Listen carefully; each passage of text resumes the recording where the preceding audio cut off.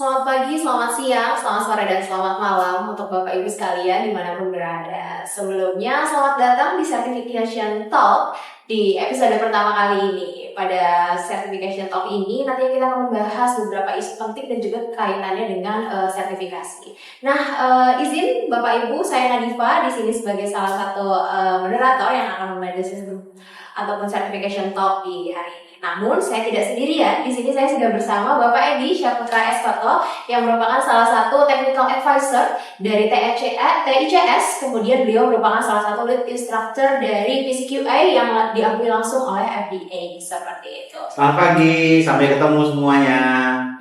Selamat pagi Pak Edi, apa kabarnya Pak Edi? Baik. Alhamdulillah. Jadi nantinya kita akan coba membahas mengenai beberapa isu nih, mungkin ya Pak Edi ya, yang sekarang marak yang ada di Indonesia ya. Siap, Bu Diva. Terima kasih Pak Edi. Oke Pak Edi, mungkin kita langsung saja Pak. Mungkin seperti yang kita tahu sebelumnya bahwa di Indonesia ini ada sedikit heboh ya Pak ya untuk beritanya, yaitu salah satu produsen Indonesia untuk produk udang ataupun cengkeh itu ditolak Pak produknya. Ya. Yang katanya itu memang ada salah satu zat radioaktif yang ditemukan sehingga itu tidak bisa masuk ke pangsa Amerika gitu kan Pak. Nah, kira-kira dari Bapak sendiri, apakah ada sebenarnya masalahnya itu ada di mana sih Pak? Karena kan sebetulnya kalau untuk perusahaan produsen dari Indonesia sendiri kan sudah menerapkan sistem ya Pak ya, seharusnya sistem makanan ataupun keamanan pangan ya Pak. Ya. Apakah mungkin ada sistem yang harus sesuai dengan Amerika atau bagaimana nih Pak menurut Pak? Ya, terima kasih Bu Diva, bagus sekali pertanyaannya ya.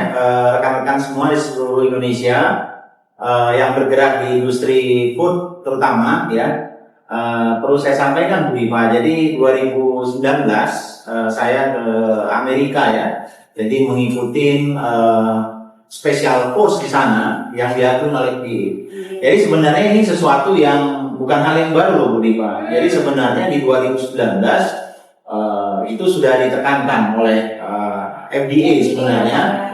Jadi jauh-jauh hari ya. Jadi artinya begini, yang mau disampaikan juga adalah sistem yang diakui oleh FDA atau Amerika itu sekarang sudah tidak cukup lagi dengan ACCP biasa. Jadi sudah tidak relevan Bu Dina. Jadi sekarang itu ketentuan yang dikeluarkan oleh FDA itu adalah harus melakukan setup sistem dan juga personil yang diakui oleh US FDA. Nah itu yang paling penting jadi Pak. Oke, kalau gitu boleh nggak sih Pak di-spill nih Pak, apa sih sebetulnya sistem yang memang comply ke FDA atau US dan juga personil yang seharusnya ada itu seperti apa Pak? Apa kompetensinya Pak menurut Pak? Nah ini pertanyaan yang luar biasa bagus nih Bu Diva ini ya. Jadi yang perlu kita ketahui adalah memang tadi saya bilang di Amerika atau melalui otorisasinya US FDA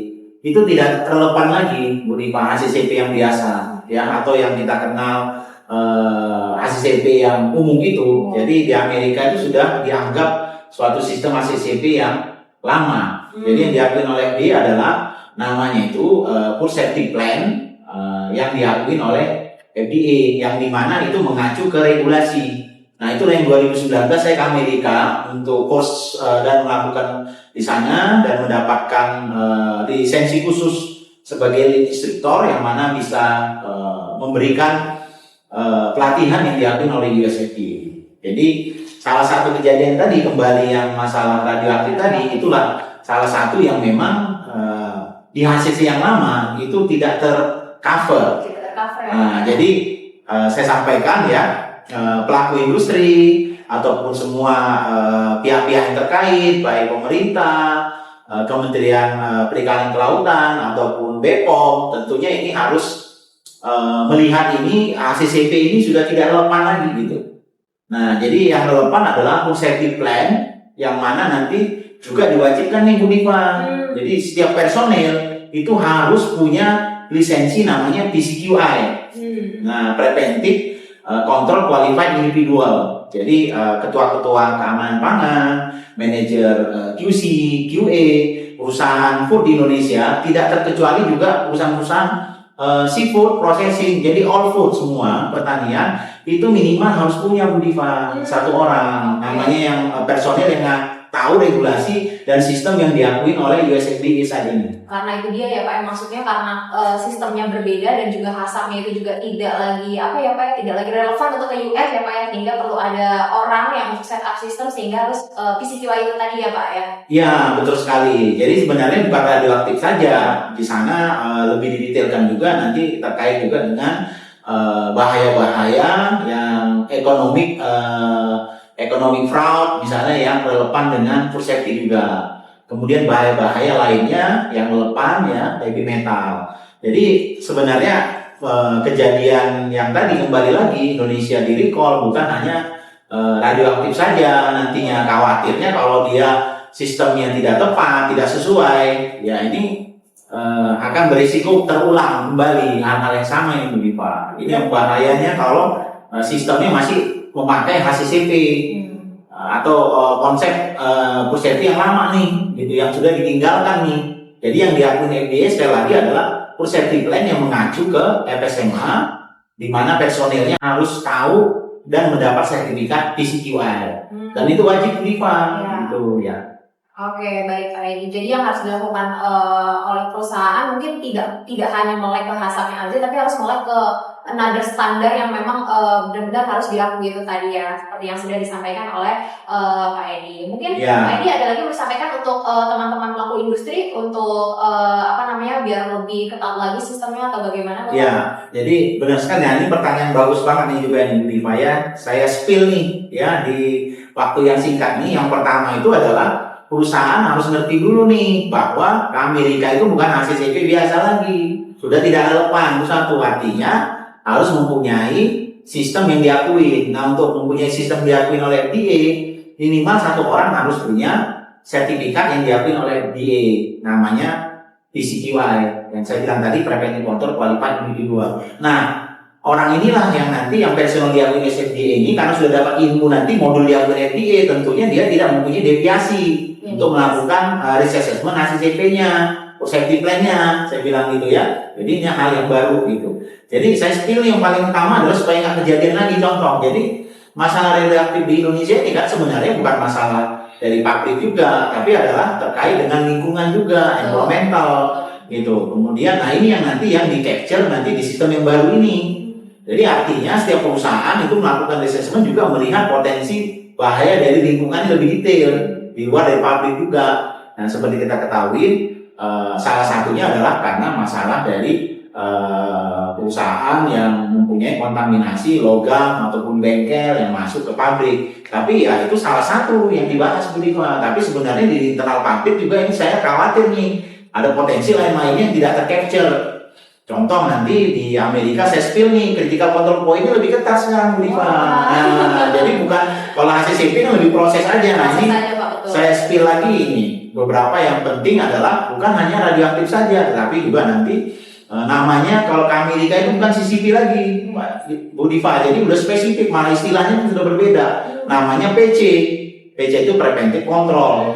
Nah jadi PC ini semacam CCP-nya lah di HACCP yang lama. Nah HACCP yang lama ataupun sistem-sistem yang lain tidak meng-capture secara dalam hal ini. Contoh nanti di sana juga akan jadi preventive control atau CCP-nya nanti ada sanitasi, ada supply chain. Nah saya spill lagi nih ya. Terus ada preventive control CCP allergen. Nah yang paling penting supply chain nih, hal yang baru. Banyak sistem food safety yang lain belum meng-capture ini Bu Diva gitu ya. Jadi termasuk nanti dari supplier harus memastikan nih ya.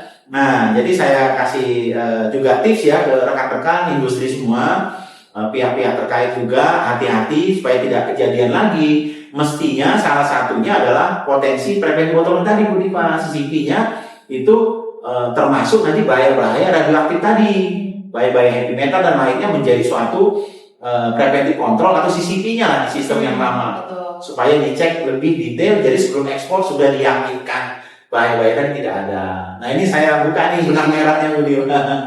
Luar biasa sekali Pak ini, walaupun waktunya singkat tapi Bapak Ibu semoga sudah dapat poin pentingnya ya, karena tadi beberapa kali juga Pak Edi sudah sempat singgung beberapa poin penting seperti HACCP yang lama itu sudah tidak relevan ternyata kan.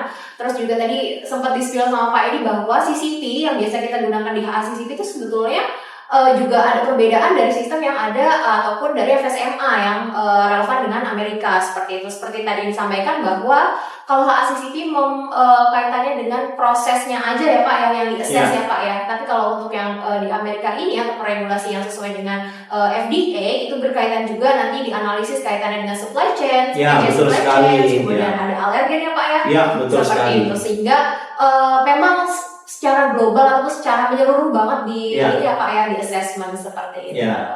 Jadi sedikit mungkin saya summary boleh nih Bu Diva ya. Jadi semua pelaku industri Indonesia, semua stakeholder yang terkait ya supaya tidak berulang lagi nih recall radioaktif ataupun heavy metal dan lainnya alergen ya, harus fokus lebih detail lagi ke food safety plan yang diakui oleh FDA, lebih ketat lagi. Terus yang kedua, personilnya wajib mempunyai sertifikat namanya preventive control qualified individual biar dia paham melakukan risk assessment-nya.